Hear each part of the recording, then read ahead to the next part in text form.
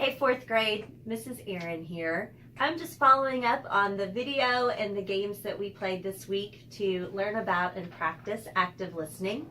You may have noticed that our video ended a bit strangely this week, and that would be because sometimes when we're making videos there are technical difficulties, and this week we lost a portion of the video so we couldn't share it with you. But following up on that, you may have noticed that Mr. B did a really good job at the end of really hearing what I was saying. And even though we didn't agree, we at least both felt that we understood each other and the reasons why we didn't want to play different games, and we had agreed that we were going to work on solving it. And that's really the idea of active listening. It doesn't mean that we're going to always just agree, but that we're going to hear each other and let the other person know that their viewpoint matters. So I want to go over the three main points of active listening again, which is one, good eye contact and body language that says I'm listening. Number two is listen without interrupting. And that's really hard. For me, that's a really hard one. A lot of times I'm thinking about what I'm going to say when the other person stops talking instead of actually listening to them, which is why step 3 is so important, because during step 3, we're getting ready to repeat back what they're saying. So I can't be thinking about what I'm going to say if I need to be listening to what you're saying or whoever I'm listening to. So we repeat back and then we check with the person to see if we got it right. 1, good eye contact and body language.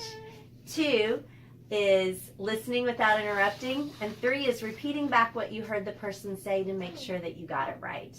Okay, so one of the activities this week that we did was one of you had a picture and you had to describe it to the other person, who then tried to draw it following the directions that they were given. So we looked through them and some of them turned out really well, and we wanted to just kind of show you. So here we have one. We're gonna zoom in. Not too bad. I'm going to show you another one. Is that the right one? Nope, it's the wrong side. Well, but that one was great too. And then there's this one as well. They both did a great job. And then these two partners did a great job as well. It's a lot harder to both give good directions and follow directions when we're doing it with only words and we don't have the body language to kind of go along with it. So next week we are going to continue with the fun that we've been having. We have some really fun activities planned for you guys again next week. But before we go, I just wanted to let you know that we're still counting and following up on the green and red fuzzies. And what we're noticing is that for a while we were seeing more green fuzzies than red fuzzies, and the distance was growing.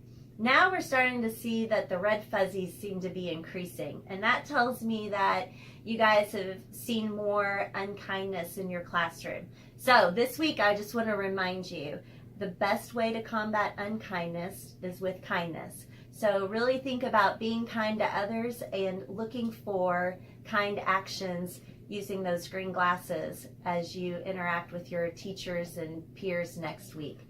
And who knows what fun we'll have with Mr. B next week.